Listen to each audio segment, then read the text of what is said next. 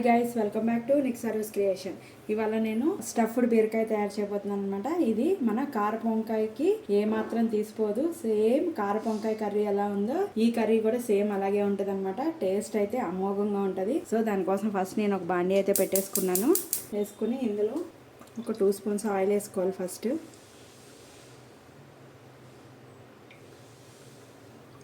ఒక పావు కప్పు వేరుశనగలు, అంటే నేను సూప్ స్పూన్తో 2 స్పూన్స్ అయితే వేస్తున్నాను. ఒక స్పూను మినప్పప్పు, ఒక సూప్ స్పూన్తో ఫుల్ స్పూను పచ్చిశనగపప్పు, ఇందులోనే ఒక 4 వెల్లుల్లిపాయ రెబ్బలు, ఒక 10 ఎండుమిరపకాయలు వేసుకొని లో ఫ్లేమ్లో ఇట్లా అన్నిటిని కూడా ఫ్రై చేసుకోవాలన్నమాట.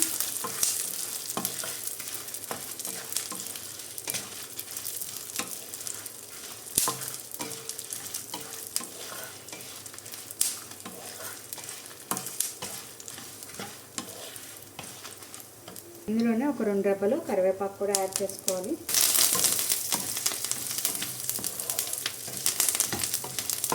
ఇవన్నిటిని కూడా గోల్డెన్ బ్రౌన్ కలర్ వచ్చే వరకు దోరగా వేయించుకోవాలన్నమాట.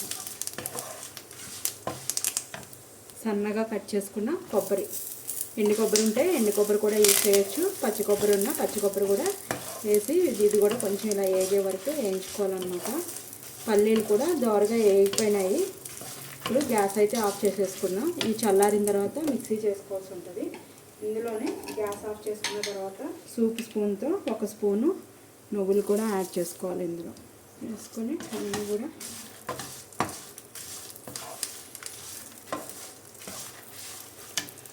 ఇట్లా అన్నిటిని చల్లారిన తర్వాత మిక్సీ జార్లో వేసుకొని పౌడర్ చేసుకోవాలి. ఇవి కూడా చల్లారిపోయినాయి అన్నమాట. వీటిని మిక్సీ జార్లోకి తీసుకొని మిక్సీ చేసేసుకుందాం.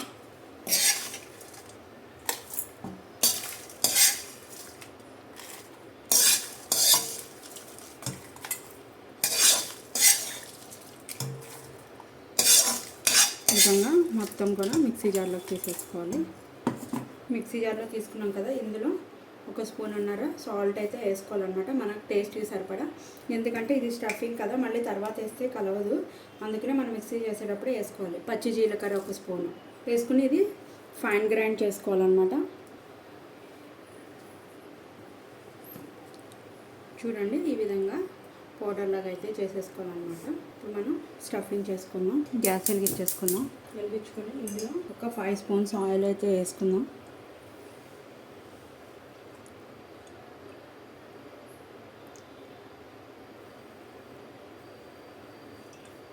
దీన్ని మీడియం ఫ్లేమ్లోకి అడ్జస్ట్ చేసుకుందాం. లోపల ఆయిల్ కాగే లోపల ఇవి బీరకాయలన్నీ కూడా ఈ విధంగా నీట్గా పీల్ చేసుకోవాలన్నమాట. ఎక్కడ తొక్క అన్నది ఉండకూడదు. ఇలా ఈ విధంగా ఘాట్లు పెట్టుకోవాలన్నమాట. అంటే ఎడ్జ్లో కొంచెం వదిలేసి ఈ విధంగా ఘాటు పెట్టుకోవాలి. చూపిస్తాను మీకు. ఇదిగో బీరకాయ కదా ఇది, దీన్ని ఈ విధంగా కట్ చేసుకోవాలి. కొంచెం ప్లేస్ వదిలేసి ఈ విధంగా మనకి స్టఫ్ చేసుకోవడానికి వీలుగా ఉండేలాగా చేసుకుని ఈ విధంగా ఇప్పుడు మనం స్టఫ్ చేసుకోవడానికి చేసుకున్నాం కదా కారం పొడి, అదంతా కూడా ఇందులో ఈ విధంగా పెట్టేసుకోవాలి. ఇప్పుడు ఆయిల్ కూడా హీట్ ఎక్కిపోయిందన్నమాట. ఇప్పుడు ఈ మనం స్టఫ్ చేసుకున్న బీరకాయలు ఉన్నాయి కదా, అన్నీ కూడా ఈ విధంగా పెట్టేసుకోవాలి. ఇలా బీరకాయలు అన్నిటినీ కూడా పెట్టేసుకొని మీడియం ఫ్లేమ్ మీద మూత పెట్టుకొని మగ్గనిద్దాం. 4-5 మినిట్స్కి ఒకసారి ఈ విధంగా మూత తీసుకొని కలుపుకుంటూ ఉండాలన్నమాట.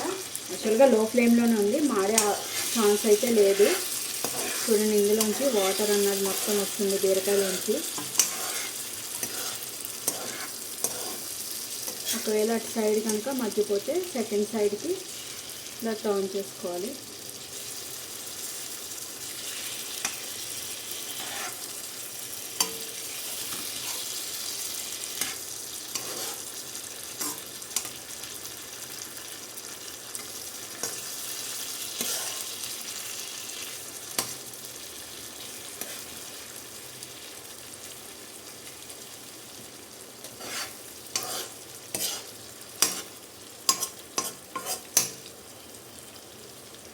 మూత పెట్టేసుకుని మగ్గనిద్దాం ఒక 4 మినిట్స్. ఒకసారి చూసుకుందాం మూత తీసి.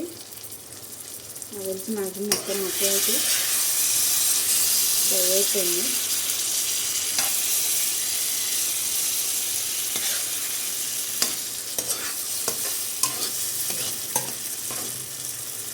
ఇందాక మనము స్టఫింగ్ కోసం పౌడర్ చేసుకున్నాం కదా, స్టఫ్ చేసుకోగా ఇంకా మిగిలిపోయిందనమాట పౌడరు. అదంతా కూడా ఇందులో వేసేసుకోవాలి ఇప్పుడు.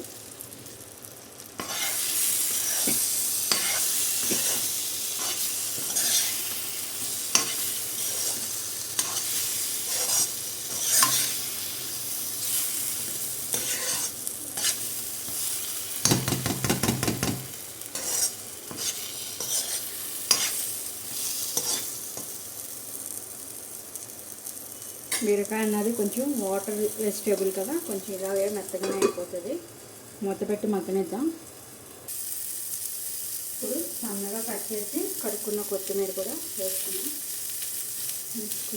చూడండి, వాటర్ మొత్తం కూడా పోయింది, డ్రై అయిపోయింది కర్రీ కూడా. ఇంకొక 5 నిమిషాలు కనుక ఇలా ఉంచితే మొత్తం డ్రైగా అయిపోతుంది కర్రీ కనుక.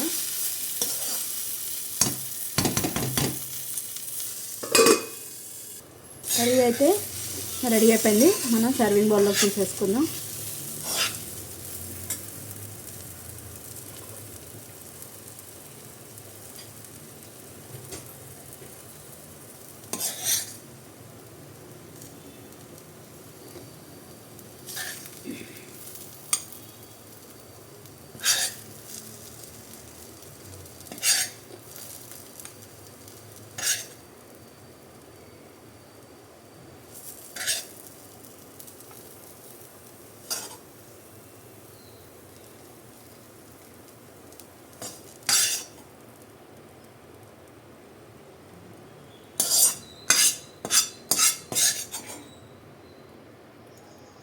సో ఎమ్మి స్టఫ్డ్ బీరకాయ కర్రీ అయితే రెడీ అయిపోయిందనమాట. ఇది వేడివేడి అన్నంలో నెయ్యి వేసుకుని తింటే చాలా బాగుంటుంది. మీరు కూడా తయారు చేసుకునే టేస్ట్ ఎలా ఉంది నాకు కామెంట్ చేయడం అయితే మర్చిపోకండి. మీరు ఫస్ట్ టైం కనుక నా ఛానల్ చూస్తున్నట్టయితే సబ్స్క్రైబ్ చేసుకోండి. ఫ్యూచర్ వీడియోస్ కోసం బెల్ బటన్ ప్రెస్ చేయడం అయితే మర్చిపోకండి. మీ ఫ్రెండ్స్ అండ్ ఫ్యామిలీ మెంబర్స్కి కూడా ఈ వీడియోని షేర్ చేయండి. Thank you guys.